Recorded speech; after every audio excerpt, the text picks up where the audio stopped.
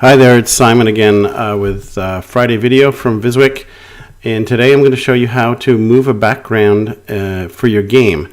Oftentimes you have these side scrollers and you want to be able to move an image on the background, and that's what I'm going to show you how to do today. So first of all, we start off with a view, and I've got a background in the media here that I've used and imported already.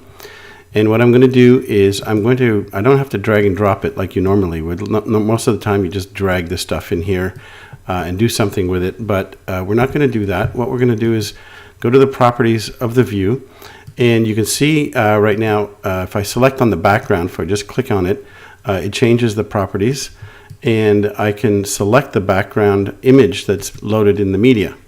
Now you can see there's nothing there that really makes sense. If I reload the simulator here, you can see the background doesn't move, it doesn't do anything, and I can't really see it because it's an image that's really large, and what you're seeing is actually the top corner over here. In the background positioning, there are different ways of setting the background. So I could stretch the whole thing, which kind of looks really ugly. But there's two other new stretch ways of stretching the background here. One is stretch width, which will stretch the image and position it either the top, middle, or bottom here, or side to side, which is all the same thing pretty much, if you have an image that goes from one side to the other. But the one that we want to look at is stretch height, and what it does is it takes your image and it stretches it to the proper height of the actual view. And so if you're going sideways or top, it doesn't matter. For example, if I turn my app this way, it's going to look properly. If I reload here, you're going to see it. There it is. And if I go up top, you're going to see it's going to re-scroll that way properly again. So it now makes the background look like it's correct, and I'm going to make my game that way. So how do I make the background move? Well, it just so happens that we have this great little script operation in our gaming platform called scrolling background. There we go, CROL, and I'm going, if you scroll up here, you're going to see scroll background. And what it does is it takes a view and it allows you to scroll the background on the X and Y coordinates. Okay, so how do I do that? Well, I need first of all a script, so I click once on the script icon at the bottom of the control bar. I'm going to call this scroll background, like that. You can call these anything you want to. I'm going to take the scroll background and drop it in here.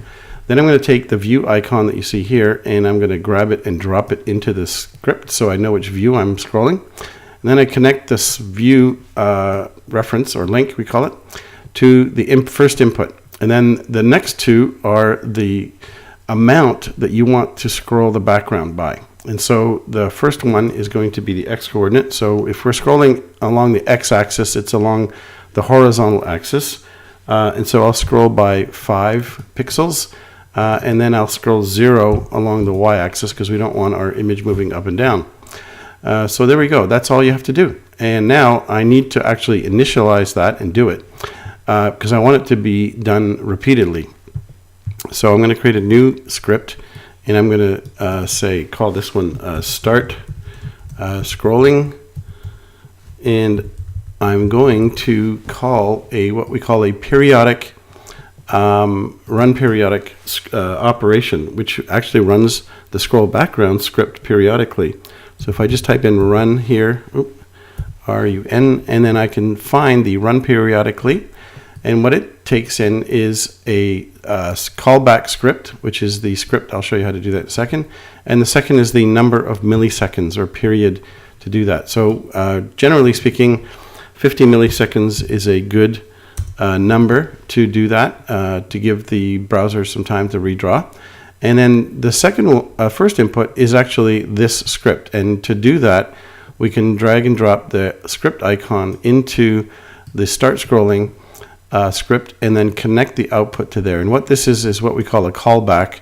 I'll talk about that in some future Friday videos, but it's essentially telling the operator which script you're going to call every 50 milliseconds. And we want to run the script when the app loads. So if I just grab this scripts icon here, the link, and drop it onto the view and go to the view properties and click on scripts, you'll see that the start scrolling script, which is here, will actually start running on the load event. There are other events you can use, such as show, hide, tap, and whatever, but we'll just do it on load because that way you can see it once I reload the app. And away we go. Here we go. Boom, and there it is. It's now scrolling along the x-axis at 50 milliseconds.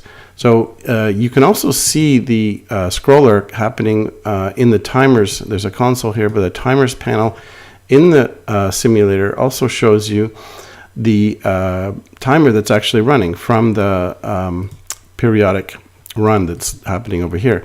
And I can pause it, and there you go. You can see that the scrolling has stopped, and I can start it again, and you can control it. And in fact, you can just delete it completely. And sometimes if you have several of these running, you may want to delete them because they're kind of run away and your app didn't stop them. So you can always turn them off and remove them. You can also do change the direction and make it go in the Y direction as well if you wanted to.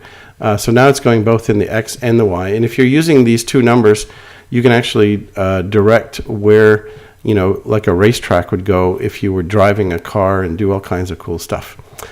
So there you go. That's how you scroll your background and control timers. Have fun and enjoy vizwik.